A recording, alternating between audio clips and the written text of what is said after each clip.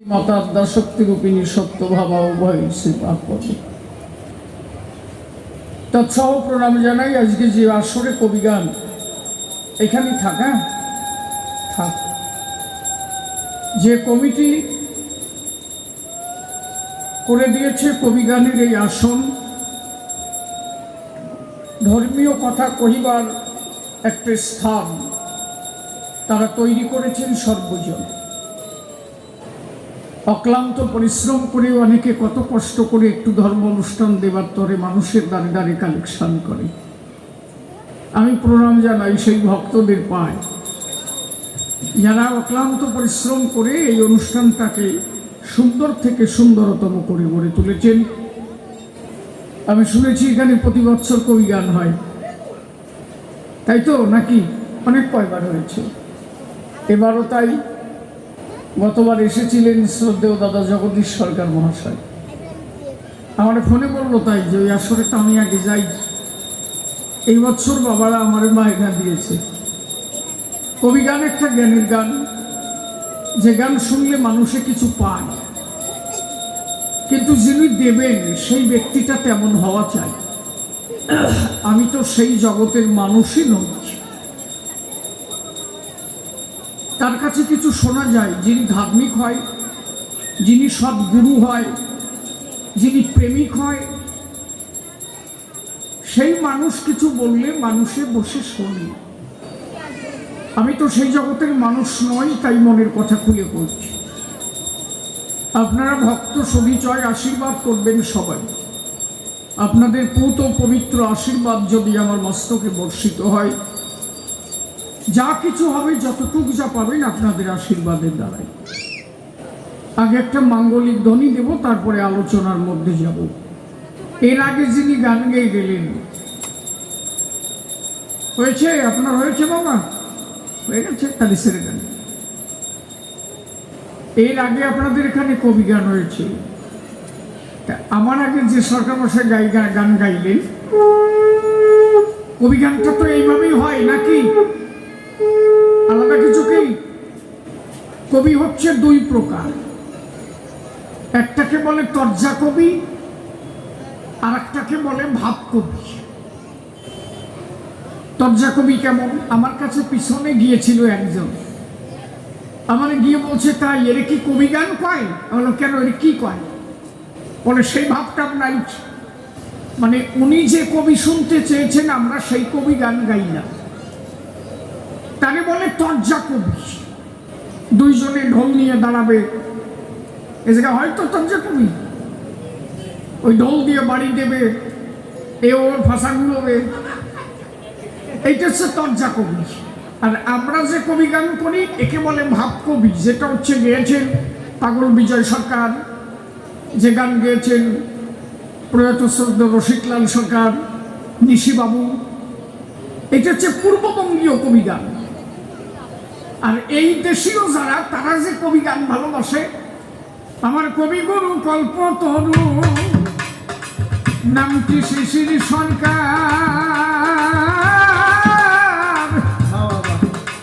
ওরে বাড়ি আমার নিমিঝিমে তাহার দরকার, এইটা হচ্ছে তর্জা কবি। আমার কথা বোঝা যাচ্ছে কি? এরে বলা হয় তর্জা কবি। আমরা জানি না তা না, জানি, কিন্তু এই কবি আমরা গাই না। আমরা যে কবি গান গাই তাকে ভাব কবি কয়, এটা হচ্ছে পূর্ববঙ্গীয় ভাব। এখন আপনারা তর্জা শুনবেন না যেভাবে হচ্ছে এরকম শুনবেন, কোনটা? আমার কথা বুঝতে পারেন নাই? তাহলে ভাব কবি গাই, পাগল বিজয় সরকার টরকার যা গাইছে তাই, তাই তো? তাহলে পিছনে যে একজন কয় যে সে কবিও আসছে না, কয় যে আমার 80 বছর বয়স হয়ে গেল, সেই কবি গান করছি।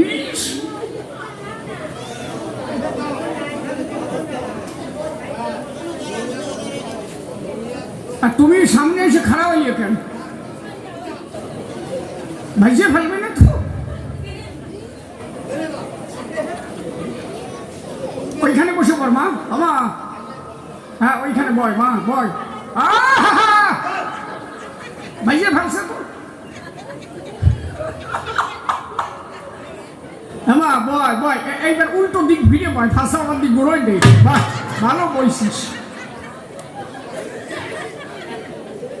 সোতা তো বেকায়দা সোতা, হ্যাঁ এই ধর স্কেল ধর, বসার কায়দা দেখছিস। বলো জয় জয় রাধা গোবিন্দ নিতাই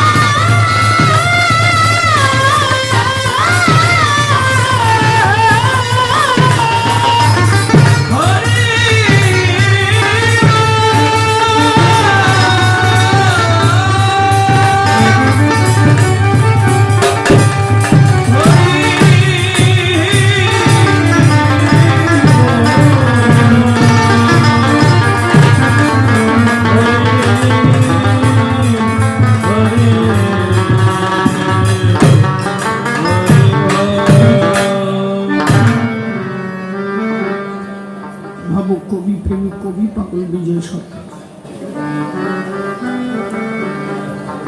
কবি সুধাকর পাগল বিজয়।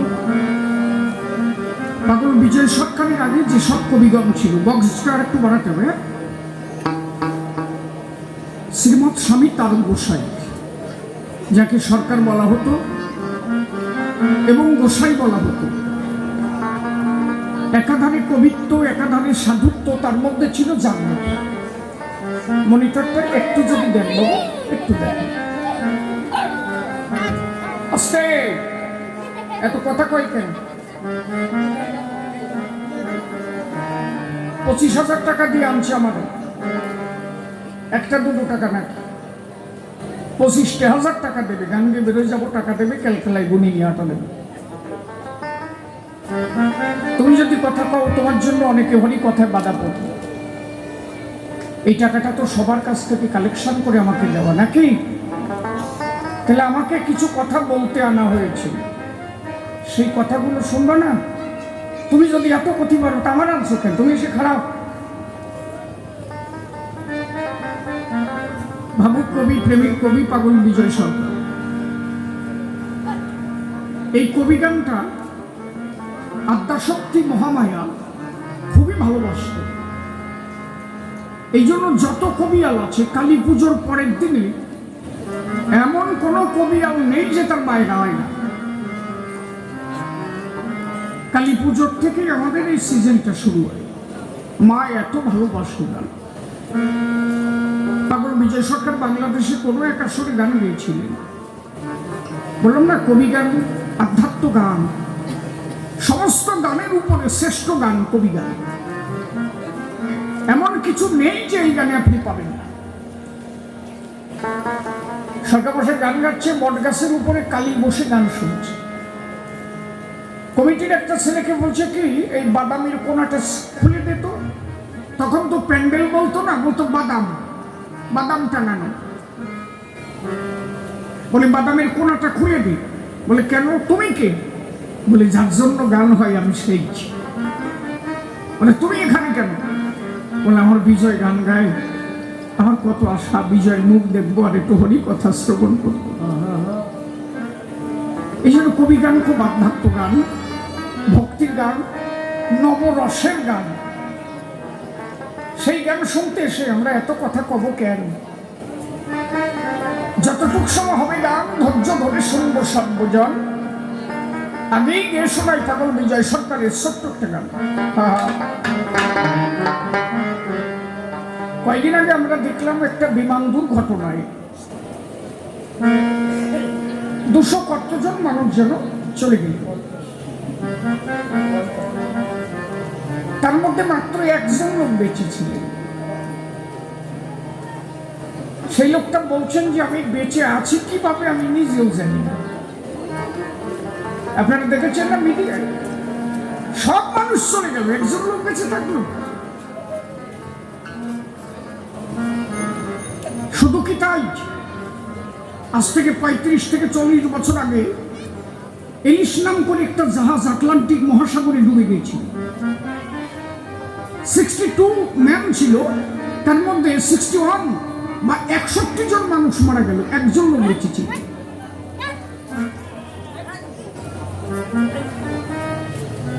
লোকটা বেঁচে ছিল কিভাবে জানো? একটা কাসিমের উপরে, যাকে আমরা কাসিম বলি, কেউ যাকে কচ্ছপ বলি, ওই কচ্ছপের উপরে একটা লোক ওর পিঠের উপরে চিত হয়ে শুয়েছিল।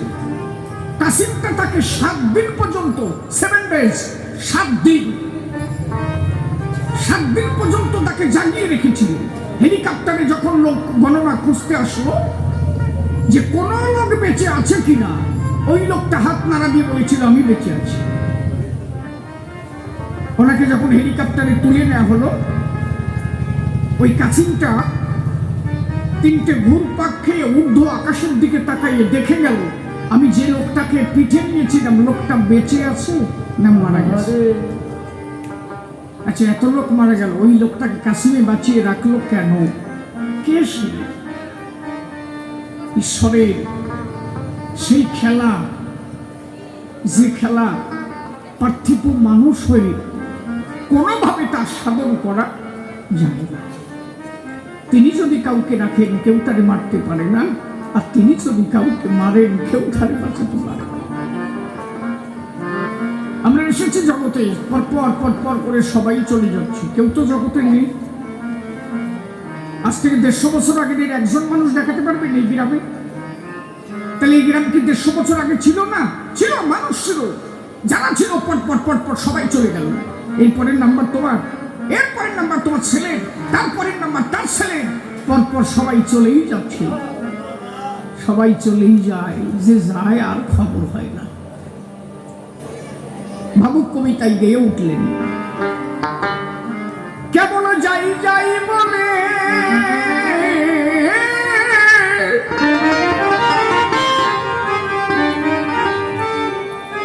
কেমন যাই যাই বলে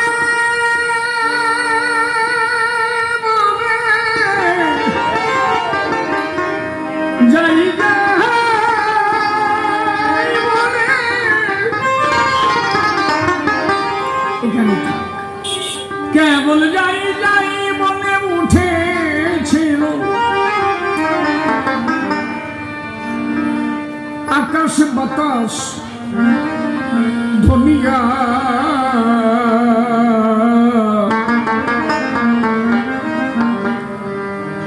জীবন ভরে দেখলি রে ভাই এই তো দুনিয়া।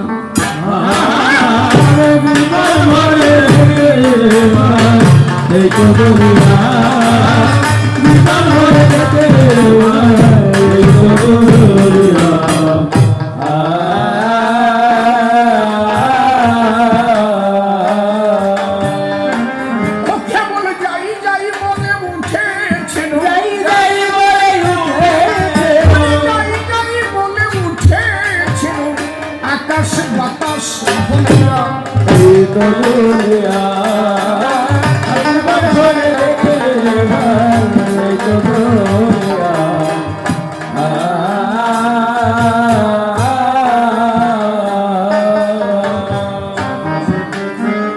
জীবনে বসন্তের সবুজ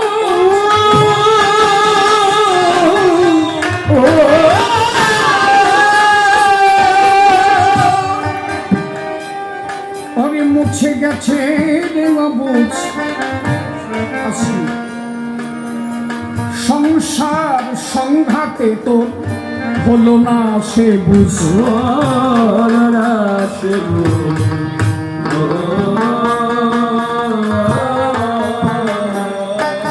ও কেবল বুঝলি না রে, ও রে বুঝলি না রে, কেবল বুঝলি না রে, ও রে বুঝ, এসব দেখি আর শুনিয়া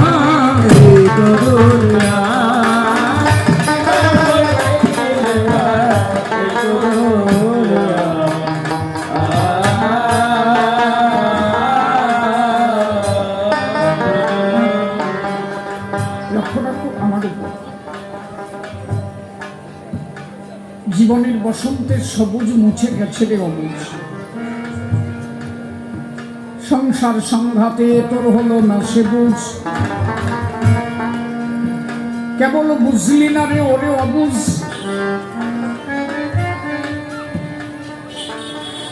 আজ থেকে 10 বছর আগে আমার যারা দেখেছে তারা বলতো কি সুন্দর একটা চেহারা ছিল তোমার। আস্তে আস্তে চেহারাটা এত ঘাটতি হচ্ছে কেন? এটা প্রকৃতির বার্তা, প্রকৃতির নিয়ম। বসন্তকাল যখন চলে যাবে, একটা বৃক্ষ তার সমস্ত পাতাগুলো ঝরে যাবে, তার মরা বৃক্ষের ন্যায় দেখায়। আর যখন বসন্তকাল আসে, নূতন নূতন পত্র জন্মায়, গাছটাকে কত সুসজ্জিত দেখায়। এই আপনারা যারা বৃদ্ধ লোক বসে আছেন, কোনো বেশের বালাই আছে? যেমন ভাবে তুমি চালাবে সেইভাবে এখন চলবে। আমার আর সেই বাহাদুরি নেই, কিন্তু একটা ইয়ং ছেলে সেইভাবে আসবে কি? কেন আসবে না? ওর মধ্যে এখন বসন্ত চলছে। বসন্তকালে ওর নূতন নূতন ভাব জন্মাবে। এটা ওর দোষ না, বয়সের সমস্যা। বয়সে, বসন্তে, বসন্তকাল এমন একটা কাল, এই কালেই মানুষ ধ্বংস হয়ে যায়। আবার এই বসন্তকে ধরে রেখে মানুষ যেতে পারে গোবিন্দের পায়। এই জন্য রাধারানী বিশাখাকে বলেছিল, বিশাখা রে, আমার দ্বারা কি কৃষ্ণ ভজন হয়? তাড়াতাড়ি বসে পড়ো, যে যেখানে দাঁড়ায় আছে সেভাবে থাক। বিশাখা বলছে, রাধে, কৃষ্ণ ভজন করতে গেলে যা লাগে আমি সব জানি, কৃষ্ণ ভজনের পদ্ধতি সব আমি জানি, কিন্তু আমার দ্বারা হবে না। কেন জানিস? আমি বৃদ্ধ হয়ে গেছি। রাধা, তোর দ্বারা হবে, কারণ তোর বয়স আছে। কৃষ্ণ ভজন করিতে গেলে আগে সে বয়সের প্রয়োজন। সে বয়সটা কি? বাল্যকালে কৃষ্ণ ভজে কৃষ্ণ পাবার লাগি, আরে যৌবন কালে কৃষ্ণ ভজে কৃষ্ণ আসে কি নাই আসে। বৃদ্ধকালে কৃষ্ণ ভজে দেখো জমির আসে। এর মধ্যে চিন্তা করেন যত ভাব বসে। লালন ফকির তাই দিয়েছিলেন, সময় গেলে সাধন হবে না। একবার সময় চলে গেলে তারা সাধন ভজন হয়। তাহলে তুমি নিজে বুঝতে পারছো জীবনের বসন্ত সব পার হয়ে গেল। আজও তোমার সেই ওরা মনে বুঝ মানল না যে তুমি আর কিছুদিন পরে জগতে থাকবা না। তাই পাগল বিজয় সরকার কলম দিল, ভরে বেঁধে ভাঙন কুলে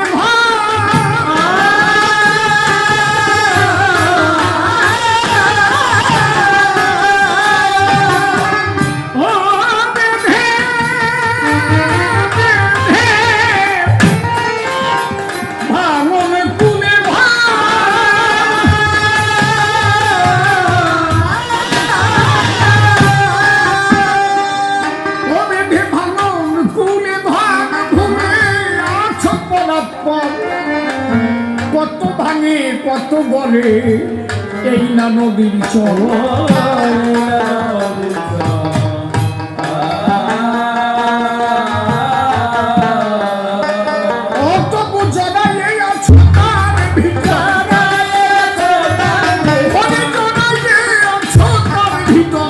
মায়াতে জাল বুঝিয়া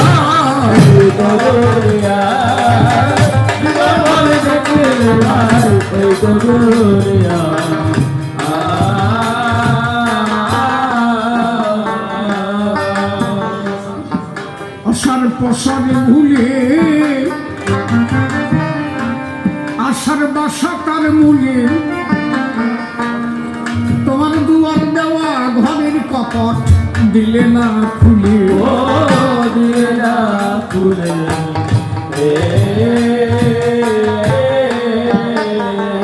ও কেবল বসে আসা নদীর কূলে, ওরে বসে আসা নদীর কূলে, দিন গেল তোর বলিয়া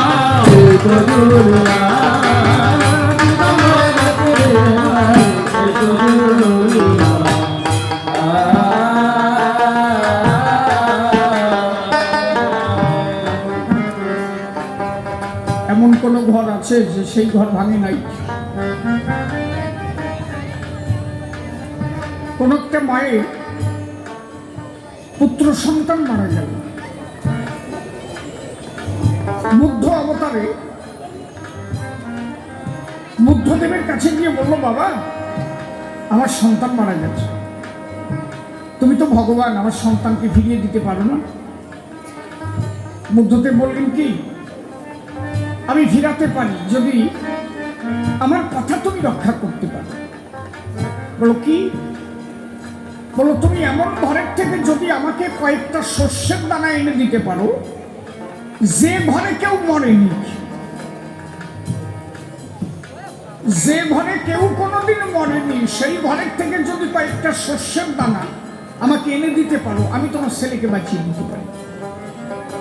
সঙ্গে সঙ্গে ওই মেয়েটা গ্রামের মধ্যে গেল, বিভিন্ন বাড়িতে গিয়ে জিজ্ঞাসা করিল, ওমা তোমার বাড়িতে দুটো শস্যের দানা হবে? বলে হ্যাঁ হবে। বলে তোমার বাড়ি কেউ মরেছে নাকি? বলে হ্যাঁ মরেছে। কে? বলে আমার শ্বশুর মশাই, আমার শাশুড়ি মা।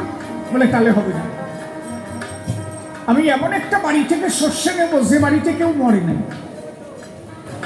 পরে আর এক বাড়িতে গিয়ে বলে, আমার কথা দাও, মাগো আমায় কয়েকটা শস্যের দানা দাও। যেই দানা দিতে গেছে বলে, মেয়ের ঠাই তোমার ঘরে কে মরেছে বলো দেখি আমায়।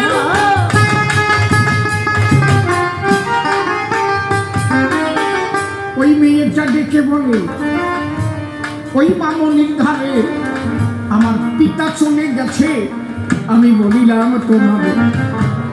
এমনি করে গ্রাম ভরে সব বাড়িতে গেল, এমন কোন ঘর নাই যে মরে নাই, শোনেন জ্ঞানী দল। এমন কোন ঘর আছে যে কেউ মরে নাই? কার ঘরে মরে নাই তাই কর? সব ঘরে মরেছি। শস্য নামিয়ে বুদ্ধদেবের কাছে এসে দাঁড়িয়েছে, বাবা আমি কোথাও শস্য জোগাড় করতে পারলাম না। বলে কেন? বলে সব ঘরে মরেছে। বুদ্ধদেব বললেন, সব ঘরে যখন মারা গেছে তোমারও গেছে তাই, তাহলে দুঃখ কেন করো তুমি বলো দেখি আমায়। সবার একদিনই যেতে হবে, বলি তোমায় ধরি একবার প্রেমানন্দে বদন ভরে বলো হরি হরি।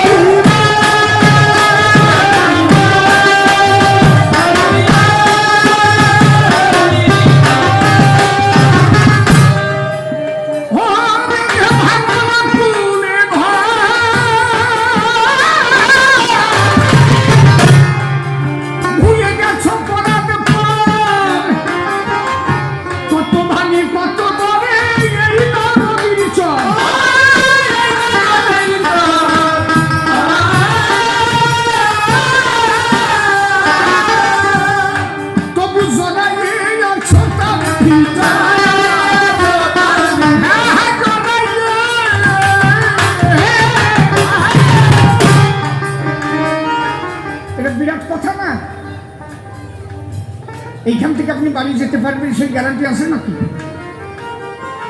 আমি এখান থেকে বাড়ি যেতে পারবো সেই ভাবনা আছে নাকি? যে কোনো মুহূর্তে ঘর ভেঙে যেতে পারে। তাহলে আমি যে নদীর কূলে দাঁড়িয়ে আছি, এটা ভাঙন নদীর কূল, এলো ভাঙন নদীর কূল, যে কোনো মুহূর্তে ভাঙন ধরতে পারে। তাহলে ভাঙন নদীর কূলে দাঁড়াইয়ে তুমি তো চিরজীবন থাকবে এই আশা করতে পারো না। তবু কেন জড়াইয়ে আছো তার ভিতর, জড়াইয়ে আছো তার ভিতর, মায়াতে জাল বুনিয়া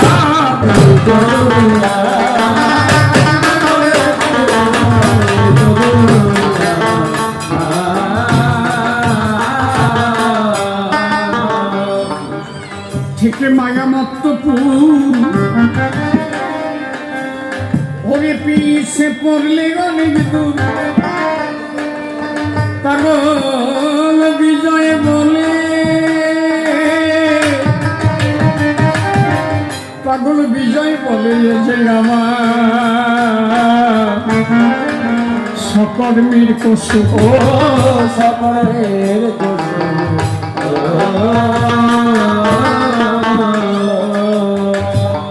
ও থেকে মায়া মায়া মত্ত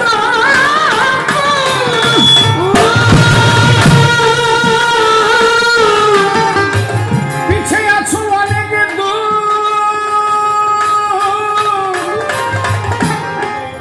পাগল বিজয় বলে যে আমার সকলের কসু,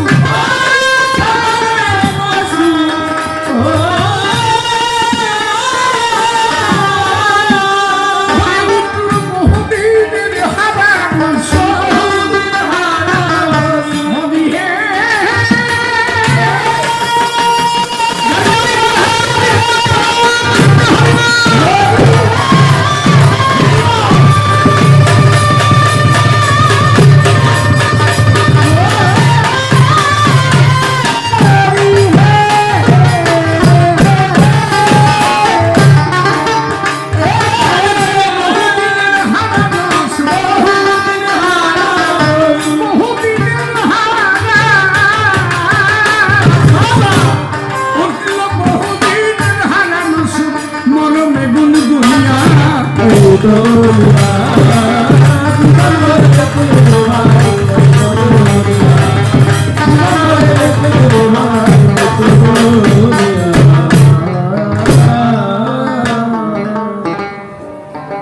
রাধা কৃষ্ণের চরণ তরি সর্বার্গে বন্দনা করিয়াছেন যত নর নারী আশিস কবিন্দা, ভক্তবৃন্দের চরণ ধুলি ভক্তিতে নিলাম মস্তকে তুলি, আপনারা আশীর্বাদ করবেন ভক্ত মণ্ডলী সভ্য সভাস্থান। শুনেছি ভক্তের কৃপা হলে তাতেই গোবিন্দ কৃপা মেলে, দাঁড়াইয়ের সভা তলে তাই প্রণাম করি ভক্তের পায়, ভক্তের অধীন ভগবান শুনি সভা বিদ্যমান, আপনারা আশীর্বাদ করবেন জ্ঞানজন যেন আমার মধ্যে সেই কৃষ্ণ প্রেম ভক্তি উদয় হয়। ভাগ দিয়ে ভক্তের পরে দাঁড়িয়েছি কাব্যবাসরে, নিজ নাম শিশির সরকার এই নাম ত্যাগ করে দাঁড়াবো রানা কুম্ভের ভূমিকায়। আমি হব মীরাবাই, বিপক্ষের বক্তা যিনি রানা কুম্ভ হয়েছেন তিনি, আপনারা জ্ঞানী গুণী বসে বসে শ্রবণ করেছেন, তাই আমার কথা কি বোঝা যায় নাকি কোনো সমস্যা হয়? সাউন্ডে তো বোধ হয় কোনো গলযোগ নাই, এর থেকে ভালো সাউন্ড হলে গল্প হয়ে যায় নাকি? বোঝা যাচ্ছে তো কথা? অসুবিধা নাই তো? নাই? বাহ, এর থেকে ভালো কথার কোন জায়গা পাই? এই বছরের সেরা মাইক পালাম এই জায়গায়। কালকে ছিল কবি গান, ছিলাম ঠাকুরনগর, কি জানো নাম, গাতি, সেখানে ছিল গান। সে যে এক মাইক ম্যান, তার সাথে কথা কয় দায়, কথা বললে চড়াট করে লাগিয়ে যায়। মাইক ম্যান তো বে দাঁড়ায়, হ্যাঁ কথা হবে দুইজন, আই থাকবে ভাগ ভালোসায় নাকি? তার সাথে আমার সম্পর্ক তো আলাদা, সেও যখন গায় আমিও গাই, সেও যখন ঘুমাই আমিও যে ঘুমাই। শিল্পী আর মাইক ম্যানের সাথে সবসময় সম্পর্ক থাকবে মধুময় নাকি? ঠিক করছি তো? তুমি আবার খেপে লাগে না? অন্তরে পরিধারণা বসে শোনেন সুধীজনা, সাউন্ড ভালো হলে আমরা তো সেই সাউন্ডে খারাপ বলতে পারি না, এর থেকে ভালো সাউন্ড আর হয়? কথা বলতে তাহলে দাঁড়িয়ে বলি সভাতলে বসে শোনেন জ্ঞানী দলে। আমি এবার মীরাবাইয়ের ভূমিকায় দাঁড়ালাম ধর্মসভার গায়ে। রানা কুম্ভ অতি দম্ভ আসিয়া সভায় বিভিন্ন কথা করেছে উত্থাপন। একের আগে দুই যেমন আমি তাদের বোঝাবো, তেমন ব্যক্তিবর্গ আছেন জ্ঞানীজন, বসে বসে করবে না কর্ণ। আমরা যে কবি গাই এ কথা তো মিথ্যা নয়, একে ছন্দে কথা বলতে হয়। আমি যতগুলো কথা বলবো এ কথা সবাই কব, প্রত্যেকটা কথার মধ্যে ছন্দ দেব। ত্রিপদী কখনো চতুষ্পদী, ইহাকারে কবি গান হয়।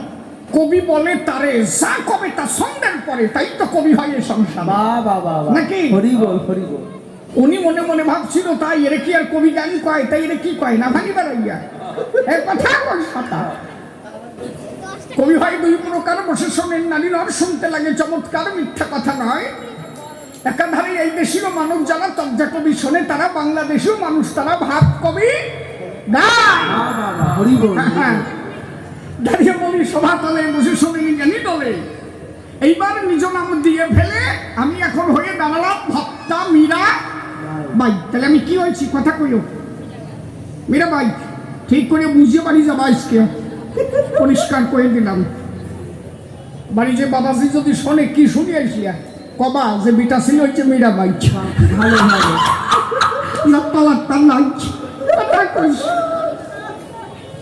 কবি গান গাইতে গেলে নিজ নাম দিয়ে ফেলে কাল্পনিক ভূমিকা গ্রহণ করতে হয়। অনেকে তো বোঝে না, অন্তরে করেন ধারণা। প্রসঞ্জিত আর চিরঞ্জিত করে অভিনয়, বসে শোনেন নারী মানে প্রসঞ্জিত অভিনয় করে, কিন্তু যে ফিল্ম করে ওই বইটার ভিতরে তার নাম কিন্তু আর প্রসঞ্জিত নাই থাকে। বেদের মাইয়া জোসনা বই দেখছো, ওর মধ্যে চিরঞ্জিতের নাম কি চিরঞ্জিত আছে? কি নাম? ওই বুড়ি কয় যে বিজয়, দেখ কয়বার দেখছে ঠিক নাই, চাইয়ে দেখ দেখছিস, ওই বুড়ি কয় তাই বিজয়। বোস বেজাল কোন জায়গায়? তাহলে দাঁড়িয়ে বলি সভা তলে, বসে শোনেন জ্ঞানী দলে। তাহলে যদিও চিরঞ্জিত ছিলে, তারে কিন্তু বিজয় বলে সবাই সেই ফিল্মে কয়, তাই তো? এই কবি গানটাও তাই। মূলত আমি শিশির সরকার ভূমিকাতে, এখন আর শিশির সরকার নাই, এখন আমি কৃষ্ণ ভক্ত মীরা বাই। বোঝা গেছে? একদম পরিষ্কার। যত সময় না বুঝবে, আমি না বুঝবে সারা মানুষ না, তাই তো। হ্যাঁ। তাহলে এখন আমি মীরা বাই, রানা কুম্ভ আমার স্বামী। আলোচনা স্বামী স্ত্রীর মধ্যে হচ্ছে ধর্ম সবাই। রানা কুম্ভের স্ত্রীর নাম ছিল মীরাবাই। তাই রানা কুম্ভ অতি দম্ভ চূর্ণ করিবার আশায় রানা কুম্ভ এসে প্রশ্ন করেছে রসাভাসে, আমার সকাশে জিজ্ঞাসিল তাই, আমি দেখতে গেলাম তোমারে, বিয়ে করব, অন্য কিছু নয়। বিয়ে করিবার আশায় গেলাম তোমার ঠাই, তোমারে বিয়ে করে আনলাম আলয়। আমি বিয়ে করে আনার পরে আমার মা বরণ ডালা হাতে ধরে তোমাকে বরণ করে নিল রাজ দরবারে যায়। ভালো কথা, কোনো ভেজাল নাই। মা কালী মন্দিরে নিয়ে গেল, তোমার কাছে ডেকে বলল, শোনো মীরাবাই, তোমারে বিয়ে করে এনেছি ঘরে, ছেলের বউমা করবি, এইবার পূজা দিতে হবে তোমার কালীর রান্না পায়। আমি মীরাবাই, আমি বললাম তাই, তাতে আমার দোষ কোন জায়গায়? প্রণাম দেবো কালীর পায়, অসুবিধা কোথায়? বলে আমরা পূর্বপুরুষ কালী ভক্ত, কালী নামে আসক্ত, আমাদের পূর্বপুরুষ কালীতেই আসক্ত, আমরা কালী ছাড়া আর কিছু নাই। মা মীরা কথা নিবা, কালীর পায়ে একটা প্রণাম দিবা। আমি কিন্তু প্রণাম দিতে গেছি ওই জায়গায়, কথাগুলো ঠিক করে শোনা চাই, নইলে জবাব বোঝা যাবে না। আমি প্রণাম দিতে গেছি, কি বলবো আপনাদের কাছাকাছি। রানা কুম্ভ বললেন, তাহলে প্রণাম কেন দাও নাই? আমি প্রণাম দিতে গেছি, কিন্তু দিতে পারি নাই। কেন পারি নাই? আমি প্রণাম দিতে যখন গেলাম, মনের কথা খুলে গেলাম, একটা পুরোহিত ওইখানে ছিল দণ্ডায়মান। আমি বললাম পুরোহিতের ধারে আমি প্রণাম দেব মায়েরে। পুরোহিত তখন বলে, আমার বিদ্যমান, যাকেই প্রণাম করো দান, দেবতা হোক আর হোক ভগবান, তার চরণে অন্তত ফুল অর্ঘ কিছু করতে হয় অর্পণ। তাহলে তুমি আমার কথা নাও, মন্দিরে কিছু জবা ফুল আছে, এই ফুলটা তুমি মায়ের চরণে দাও, তারপরে প্রণাম দাও। কি বলবো, সভা তলে আমাদের দুটো ফুল দিল হাতে তুলে, ওই ফুল দিলাম যখন মায়ের ডানা পাই, এই যেই দিতে গেছি ভেজাল বাঁধলো ওই জায়গায়। আমি ফুল কিন্তু এখনো দিয়ে পারি নাই। ফুল যেই দিতে গেছি, কি বলবো আপনাদের কাছাকাছি, হঠাৎ করে দেখতে পাচ্ছি রক্ত লেগেছে আমার হাতের পাতায়। জবা ফুল ধরলাম, রক্ত লাগার তো কথা নয়। আমি বললাম তখন পুরোহিতের ধারে জবা ধরার পরে রক্ত করি, এর কোন জবা কয়? রক্ত জবা, শ্বেত জবা, কত জবা পাই, কিন্তু জবা ধরলে যে রক্ত লাগে এ জবা তো আমার বাবার জন্ম দেখি নাই। পুরোহিত বলে তখন বসে শোনেন, জ্ঞানীজন তুমি নতুন বধূ এই ঘরে এসেছো কেবল শুধু শুধু ভেজাল বাঁধাও কি কারণ? জবাই রক্ত থাকার না থাকো দিয়ে তোমার দরকার নাই, কথা নাও প্রণাম দিয়ে সরিয়ে যাও। আমি করলাম বর্ণনা, আমি বাবার ঘরে থেকে অনেক গ্রন্থ দেখেছি বিশ্বপাকে, রক্ত আসলো কোথা থেকে এর মীমাংসা না হওয়া পর্যন্ত আমি কালীর পায়ে প্রণাম দেব না। এই বুড়ি ভালো গান শুনতেছি, আমি না কোয়ার আগে উনি কয় যে না, ভালো ছন্দ মিলয়, দেখ সাইয়ে দেখ,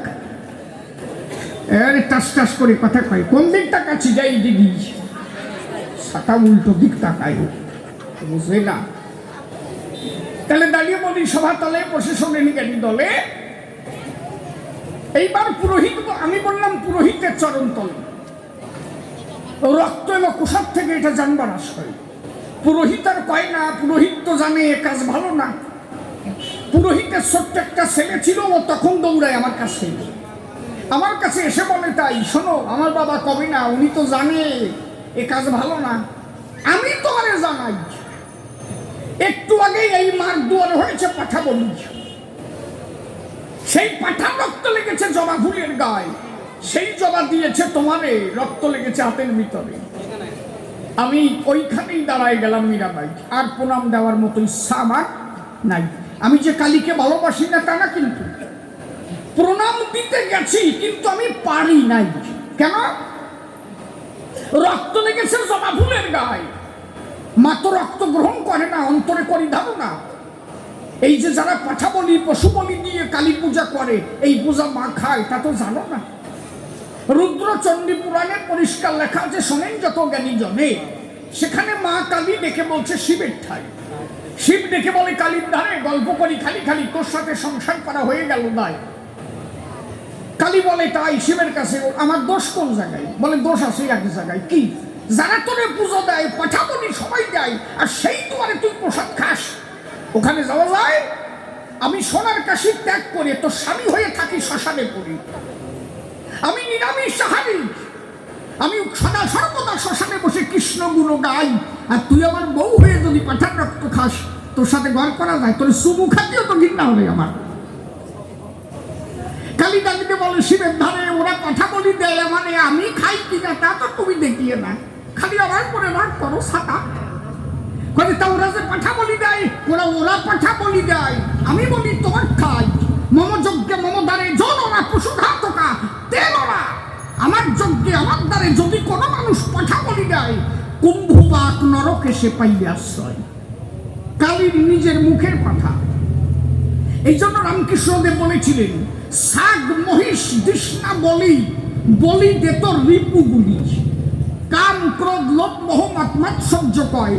বসে শোনেন নারী নরে ছয় পাঠা থাকে দেহ ঘরে, কেউ যদি কুলকুণ্ডলিনীর দ্বারে এই কাম পাঠাকে বলি দিতে পারে রে ভাই, ছয় পাঠা যখন বলি হবে দাঁড়িয়ে বলি সবাই এবে, রতি তখন তার ঊর্ধ্বগমী ধায়। রাধা রতি পেতে গেলে ঊর্ধ্বরতি যার মেলে, সেই একমাত্র কৃষ্ণ ভক্তি পায়। কাম পাঠা তার বলি হবে দাঁড়িয়ে বলি সবাই এবে, কৃষ্ণ ভক্তি তার উদয় হবে বিশ্ব বসুধায়। জয় রাধে গোবিন্দ বলে প্রমানন্দে বহু তুলে, সেই ভক্ত তখন আনন্দে কৃষ্ণ প্রাপ্তি হয়।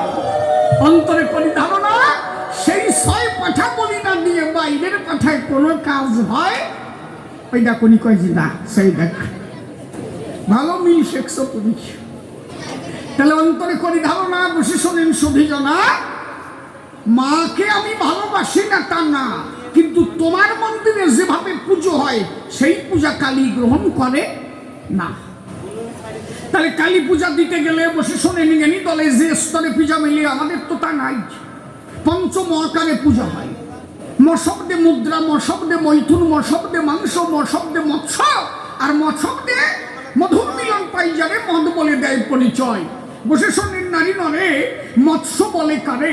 দুটো মৎস্য থাকে দেহ করে যারে শ্বাস প্রশ্বাস কয়।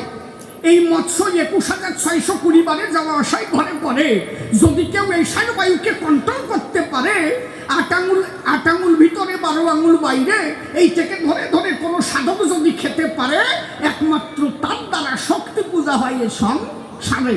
মুদ্রা বলে কারে? মশব্দে মুদ্রা, মুদ্রা মানে টাকা, ইহা কিন্তু নয় ওই সাদা জুলুমবাজি করে টাকা এনে মায়ের পূজা দিলে মা পুজো খায়। কোন জায়গায় দেখছো যে মা প্রসাদ খাইছে? প্রসাদ তার কাছেই খায় যদি গভীর অরণ্যের মধ্যেও কোনো সাধক গিয়ে 1 টাকার বাতাসা ধরে পুজো দেয়, সেই পুজো মা খায় যদি সেই সাধকের মধ্যে প্রেম ভক্তি উদয় হয়। অর্থকরীর পূজা মা গ্রহণ করে না, অন্তরে করি ধারণা যেখানে প্রেম নাই সেখানে কালী থাকে না। তাহলে সেই পূজা কারো হয়? মুদ্রা মানে কি? মুদ্রা মানে টাকা নয়, মুদ্রা মানে হচ্ছে ব্যায়াম চর্চা। সাধক তার ব্যায়াম চর্চার দ্বারাই এই দেহখানা ঠিক রাখে। দাঁড়িয়ে বলি সভা পাকে যদি কারো পিতৃসত্তা অনায়াসে ঝরে পড়ে যায়, তাকে পেতে গেলে, ঈশ্বরকে পেতে গেলে আগে জীবে দয়া চাই। বলছে না জীবে দয়া করে যেই জন সেই সে বিচে ঈশ্বর। কোন জীব? জীব আছে তোমার দেহ ঘরে, যে জীব একবার গেলে নারীর ধরে, একবারে 4 থেকে 5 কোটি শুক্রকীট ধ্বংস হয়ে যায়। একবারে যদি কোনো পুরুষ নারীর কাছে যায়, যতটুকু পিতৃসত্তা পুরুষ নারীর কাছে দেয়, ওর মধ্যে 5 থেকে 6 কোটি ছেলে মেয়ে থাকে। একবারে কোন পুরুষ নারীর কাছে গেলে, নারী যদি সন্তান ধারণ করার অত ক্ষমতা থাকতো, একবারে একটা নারী 4 থেকে 5 কোটি সন্তান জন্ম দিত। ভাবতে পারেন? একটা পুরুষ যতটুকু পিতৃসত্তা দেয়, ওর মধ্যে 4 থেকে 5 কোটি সন্তান থাকে। এই জীবকে দয়া করো।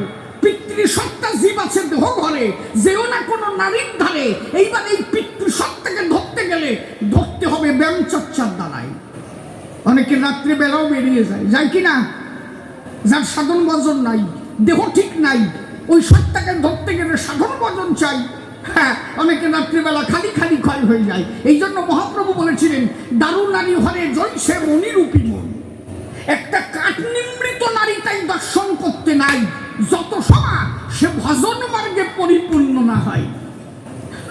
আর আজকে ছেলেমেলে দেখবেন ড্যান্স আঙ্কামা যে জায়গায়, ছেলেমেলে সেই জায়গায় ড্যান্স দেখছে। মিস পাপিয়া স্টেজ কাপাইয়া দাপাইয়া উনি ওই ড্যান্স দেখে বাড়ি যায়। মা কয় যে ভাত খাও, তো ভাত দেয়।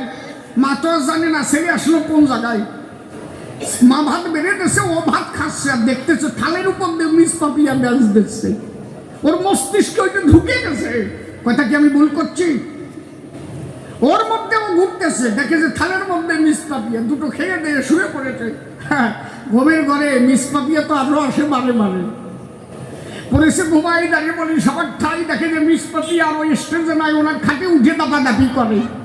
সকালবেলা দেখে তাই পরিস্থিতি ভালো নয়, কাঁথা কম্বল ভিজে গেছে, পিতৃসত্তা চলে গেছে। সাধন ভজন আর কিছু নাই।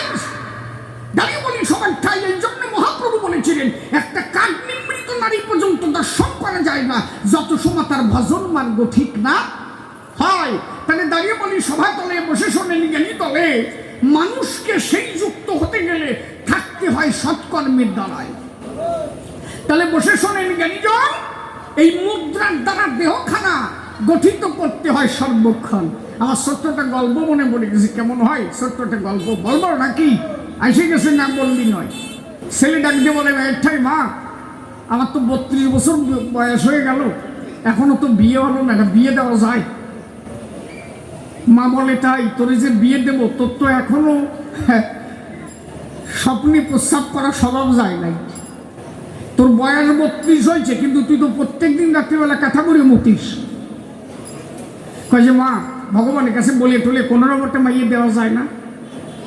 মা কালী মন্দিরে যে মানত করছে, ঠাকুর একটা মেয়ে জোগাড় করে দাও, অন্তত 10 বোধন আর ওই ফুল সজ্জা রাত, এই কয়টা দিন যাতে প্রস্তাব না করে, এইটুকু আশীর্বাদ আমার সরকারে দেও। ওর মা ভালো একটা মাইয়ে দেখছে, বিয়ের তারিখ দিন তারিখ ঠিক হয়ে গেছে, বিয়েও হয়ে গেছে। একদিন পরে ফুল সজ্জার রাত, ওর মা যাই কালীর কাছে হয়ে রয়েছে কাত। মা, দোহাই দমে, আজকে ফুল সজ্জা, আজকের দিন যেন প্রস্তাব না করে। মা নতুন বউমা ঘরে আছে, কালকেই চলে যাবো, সাঁতার থাকবে না। কালির ধারে শীতের মা পড়ে আছে, চলে যেয়ে ভুল সজ্জা ঘরে ঢুকছে।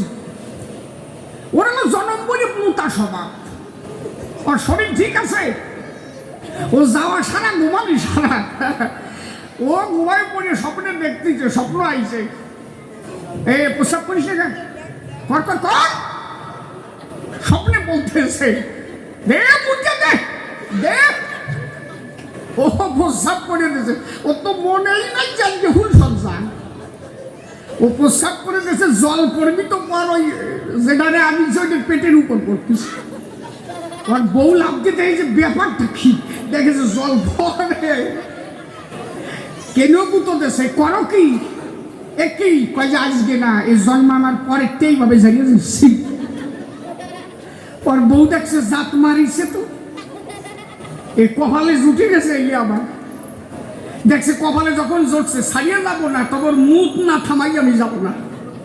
বাজে এটা তুমি প্রস্রাব করো কেন? কাজে দেখ দোহাই ধর্মে ভুল ভাবিস না, আমার কোনো দোষ না, আমি যে শুয়ে পড়ি স্বপ্ন আসে আমার কয় প্রস্রাব কর, আমার একদম পরিষ্কার দেখায়, পাকা পায়খানা পাকা বাথরুম, আমি যেই প্রস্রাব করে দিই জাগিয়ে দেখি যে কাঁথার উপর পড়তেছে, সে পায়খানাও নাই বাথরুমও নাই।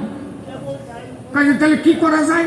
বলে শোনো, এরপরে প্রস্রাব করতে যেই স্বপ্ন আসে তোমার কবে প্রস্রাব কর, তুমি স্বপ্নরে কবে টাকা না দিলে আমি প্রস্রাব করবো না, স্বপ্নে ওর টাকা দেবে না, তোমার আর মোতা হবে না। কি বুদ্ধি শিখাইতেছে বউটি।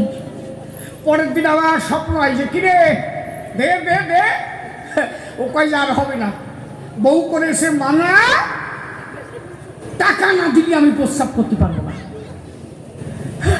স্বপ্নের টাকার অভাব নাকি, এক বস্তা ধরে দিয়েছে, নেই টাকা নেই মোট। ও কয় যে না না, আগে টাকা দিয়েছি। বলছে দেখ তা টাকা তুই দিয়ে, আর দিয়ে আসার পরে তো প্রস্রাব করবি। বলে হ্যাঁ, ও টাকা দিতে যাচ্ছে, 6 ডাকাতে দাপট দিয়েছে, 6 ডাকাতে ওরে দাপট দিয়েছে, ও যাবে কোন জায়গায়? ও খেজুর গাছে উঠছে, মানে স্বপ্নের মধ্যে ঘটছে, ও খেজুর গাছে উঠছে। এখন এক ডাকাত সামনে দিয়ে তরবারি নিয়ে উঠিছে, আর একটা পিছন দিয়ে পিস্তল নিয়ে উঠিছে। ও ডাক দিয়ে বলে স্বপ্নের ঠাই, ও স্বপ্ন, এখন আমি যাবো কোন জায়গায়? টাকার বস্তা তো মাথায়, পিছন দিয়ে একজন উঠিছে, সামনে দিয়ে একজন উঠিছে, এখন আমি কি করবো? স্বপ্ন কয় যে তোর ধারে মেশিন কম আছে নাকি? পিছন দিয়ে যেটা উঠতেছে তুই হাগিয়ে দে, ওই যে কেল কেলায় সরিয়ে যাবে, আর সামনে দিয়ে যেটা উঠতেছে মুখ দিয়ে দেও ফিসিয়ে যাবে। এবার হাগিয়ে হতেছে, মূর্তি হতেছে, ও দেখে যে সে খেজুর গাছও নাই, কাঁথার উপরে নেতাচ্ছে। ওর বউ কাজে মিনসে হাগলি আর মুতলি কেন? কাজে টাকা চাবি না, এই টাকায় আজকে হাগা হয়ে গেছে। এই জন্য অন্তরে করি ধারণা, মুদ্রা চর্চা না থাকলে তার দ্বারা দেহ গঠন হয় না। একমাত্র এই দেহ গঠন করতে গেলে মুদ্রা যোগ বিশ্বতলে সর্বশ্রেষ্ঠ হয়। দাঁড়িয়ে বলি সবার ঠাই, তাই এই মুদ্রার দ্বারা দেহখানা গঠন করা চাই। তাই বলছে পঞ্চমহাকারে মায়ের পুজো হয়, একটা হচ্ছে মুদ্রা, একটা হচ্ছে মৎস্য, আর একটা শব্দে মাংস, মাংস কারে কয়। বসে শোনেন নারী নয়, কালী পূজা দেওয়ার পরে আমরা যে পাঠা বলি দিই, এই মাংস আমরা খাই, এটা কিন্তু প্রকৃত মায়ের পূজার বিধান নয়। মাংস কারে কয়? সাধকে বলেছে তাই, বাক্য সংযমীকে মাংস সংযমী কয়। সদা সত্য কথা যার মধ্যে, তার উপরে নাই। এই জন্য বাক্য সংযমী করে যে হরিনাম করে, বাক্য সত্য রেখে যে মা বলে ডাক দিতে পারে, একমাত্র মা তার কথা শোনে চড়া চলে। আগে নিজের বাক্য সত্য চাই, চরিত্র পবিত্র না হলে তার দ্বারা কোনো সাধন ভজন নাই।